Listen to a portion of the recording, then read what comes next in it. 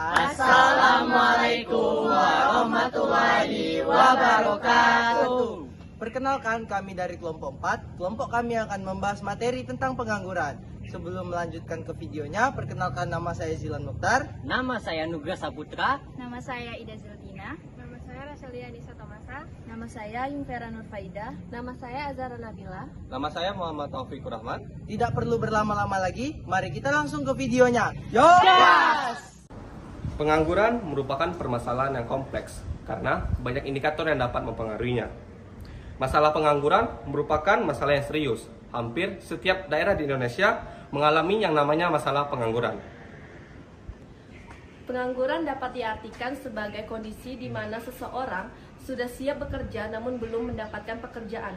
Pengangguran merupakan masalah sosial, namun masalah ini juga memiliki keterkaitan dengan masalah ekonomi. Pengangguran adalah sedikit dari banyaknya masalah sosial yang perlu diatasi oleh pemerintah untuk memperbaiki pertumbuhan ekonomi suatu negara. Teori klasik. Teori ini menyatakan bahwa pengangguran dapat diatasi dengan mekanisme pasar bebas. Jika terjadi kelebihan tenaga kerja, upah akan menurun. Ini akan mendorong perusahaan untuk meningkatkan kapasitas produksinya, yang dimana hal ini akan meningkatkan permintaan tenaga kerja asalkan harganya stabil. Selanjutnya, teori Keynes. Keynes berpendapat bahwa pengangguran disebabkan oleh rendahnya permintaan agregat, bukan upah tinggi. Penurunan upah justru menurunkan daya beli masyarakat dan memperburuk kondisi. Ia menganjurkan intervensi pemerintah untuk menjaga permintaan agregat agar tercipta lapangan kerja. Yang ketiga, teori Malthus. Teori ini menyatakan bahwa pertumbuhan penduduk lebih cepat daripada pertumbuhan persediaan makanan. Hal ini menyebabkan persaingan dalam memenuhi kebutuhan hidup, sehingga banyak orang yang tersisih dan menjadi pengangguran karena tidak terserap oleh lapangan kerja yang terbatas. Yang keempat, teori sosiologi ekonomi non-Marxian. Berkembang dari pemikiran Marx, teori ini menyoroti peralihan dari kapitalisme kompetitif ke kapitalisme monopoli. Perusahaan besar menguasai pasar, menyebabkan perusahaan kecil bangkrut dan tidak mampu menggaji pekerja. Akibatnya, banyak tenaga kerja yang kehilangan pekerjaan dan menjadi pengangguran. Secara keseluruhan, pengangguran dapat muncul karena faktor pasar, ketimpangan ekonomi, kebijakan pemerintah, dan pertumbuhan penduduk. Maka, penanganannya perlu pendekatan yang menyeluruh dari sisi ekonomi, sosial, dan kebijakan publik. Jenis-jenis pengangguran. Ada dua macam jenis-jenis pengangguran. Yang pertama berdasarkan penyebabnya. Ada 4 kategori, yaitu friksional, yang mana pengangguran ini terjadi akibat perpindahan pekerja ke tempat lain untuk memperoleh pekerjaan yang lebih baik, atau biasa disebut dengan pengangguran sementara. Kemudian ada siklikal, yaitu pengangguran yang diakibatkan oleh penurunan permintaan agregat ekonomi yang mengakibatkan terjadinya PHK kepada para karyawan. Kemudian ada struktural, yaitu pengangguran yang terjadi karena perubahan struktur ekonomi akibat kemajuan teknologi dan persaingan barang baru. Kemudian ada teknologi. Pengangguran ini diakibatkan oleh pergantian tenaga manusia menjadi tenaga mesin atau teknologi canggih. Jenis yang kedua itu pengangguran berdasarkan cirinya. Yang pertama itu ada pengangguran terbuka. Pengangguran terbuka ini terjadi ketika seseorang yang termasuk dalam angkatan kerja tidak memiliki pekerjaan sama sekali. Meskipun ia bersedia dan mampu bekerja, tetapi tidak tersedia lapangan kerja. Contohnya seperti lulusan perguruan tinggi yang menganggur karena tidak ada perusahaan yang membuka lowongan kerja di bidang keahliannya. Yang kedua, ini ada pengangguran tersembunyi. Pengangguran tersembunyi ini terjadi ketika jumlah tenaga kerja yang diinginkan melebihi kebutuhan, sehingga produktivitas mereka sangat rendah atau bahkan tidak memberikan kontribusi tambahan terhadap output.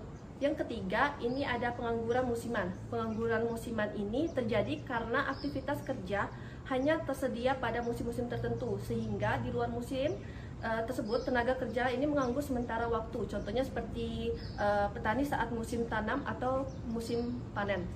Dan yang terakhir ini ada setengah menganggur. Setengah menganggur ini terjadi karena seseorang bekerja kurang dari jam kerja normal, atau pekerjaan yang dilakukan tidak sepenuhnya memanfaatkan keterampilan. Contohnya seperti seorang sarjana teknik yang bekerja sebagai ojek, itu karena tidak ada pekerjaan yang sesuai. Yang terakhir ini ada setengah menganggur. setengah menganggur ini terjadi ketika seseorang bekerja kurang dari jam kerja normal atau pekerjaan yang dilakukan tidak sepenuhnya memanfaatkan keterampilannya. Contohnya seperti seorang sarjana teknik yang bekerja sebagai ojek online karena tidak ada pekerjaan yang sesuai. Masalah pengangguran di Indonesia itu terjadi karena banyak penyebab. Yang pertama, banyaknya para pencari kerja yang tidak sebanding dengan lapangan pekerjaan yang ada di Indonesia. Yang kedua, kurangnya keahlian yang dimiliki oleh para pencari kerja. Padahal keahlian itu bisa menjadi nilai plus di mata perusahaan. Yang ketiga, kurangnya informasi di mana para pekerja itu memiliki akses yang terbatas dalam mencari informasi perusahaan mana yang memiliki kekurangan tenaga kerja. Selanjutnya yaitu yang keempat, kurang meratanya lapangan pekerjaan, yang dimana lapangan pekerjaan itu lebih banyak di ibu kota daripada di kota-kota kecil, yang membuat orang-orang itu merantau ke ibu kota untuk mencari pekerjaan. Yang kelima yaitu belum maksimalnya upaya pemerintah, di mana pemerintah itu seharusnya memberikan pelatihan untuk meningkatkan soft skill dan memberantas budaya malas yang masih tertanam di dalam diri para pencari kerja. Dan yang terakhir yaitu rendahnya kualitas pendidikan yang ada di masyarakat. Masalah pengangguran di Indonesia juga berdampak terhadap perekonomian. Yang pertama, menurunkan pertumbuhan ekonomi.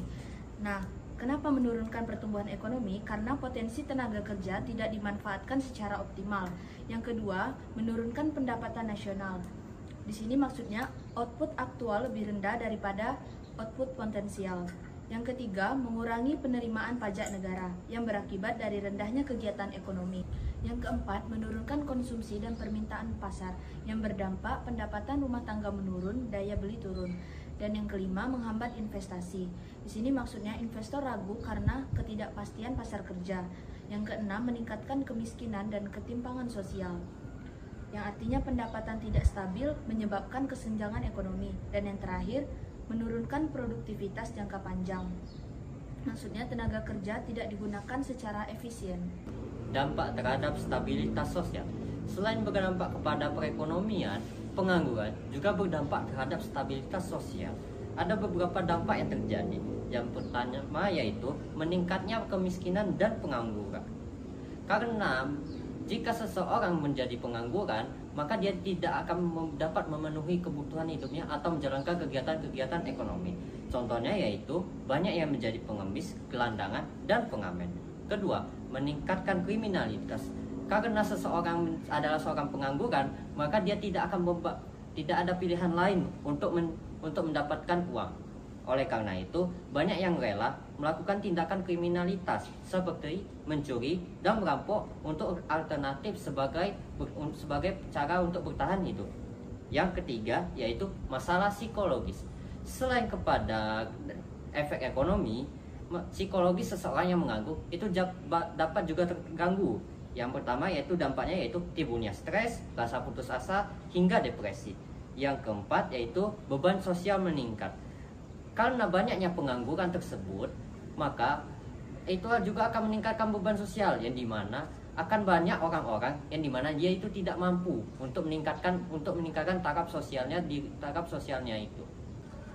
Permasalahan pengangguran ini tidak dapat dibiarkan begitu saja. Tentunya ada cara mengatasi untuk permasalahan pengangguran ini. Yang pertama yaitu cara berdasarkan sudut pandang pemerintah. Nah, berdasarkan sudut pandang pemerintah untuk mengatasi pengangguran dapat menggunakan beberapa kebijakan, yaitu yang pertama kebijakan moneter. Nah, di kebijakan moneter ini ada pula kebijakan moneter kontraktif, yaitu dengan cara menggunakan kebijakan untuk mengurangi jumlah uang beredar di masyarakat guna mengendalikan inflasi. Lalu ada juga kebijakan moneter ekspansif, yaitu menggunakan kebijakan untuk meningkatkan jumlah uang yang beredar dengan menurunkan suku bunga, mendorong pertumbuhan ekonomi, meningkatkan daya beli, serta mengurangi pengangguran. Lalu yang kedua ada kebijakan fiskal. Kebijakan ini merupakan upaya pemerintah untuk memperbaiki kondisi ekonomi melalui perubahan pendapatan dan pengeluaran negara, seperti menurunkan pajak dan meningkatkan belanja sektor publik untuk mendorong konsumsi, menciptakan lapangan pekerjaan, dan mengatasi resesi.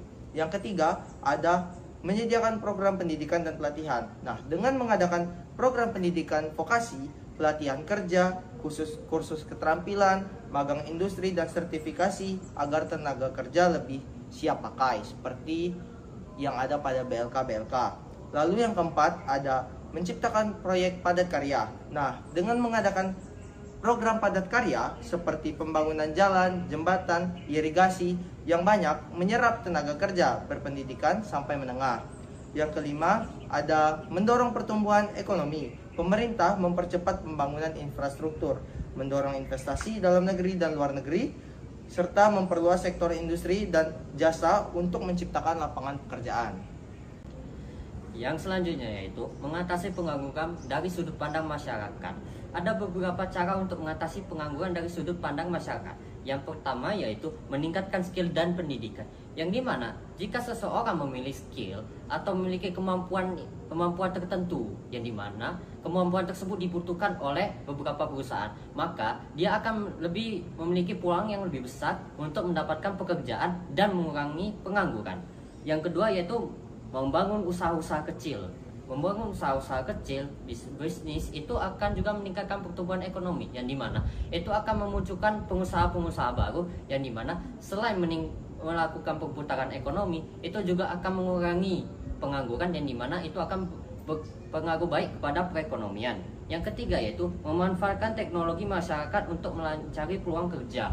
Nah, dengan perkembangan teknologi yang sangat canggih pada saat ini, maka tidak menutup kemungkinan pekerjaan tersebut bisa didapatkan dari teknologi yang ada, yang dimana teknologi tersebut sudah berkembang pesat, yang dimana itu akan menyebabkan lebih banyak terbukanya peluang pekerjaan untuk masyarakat.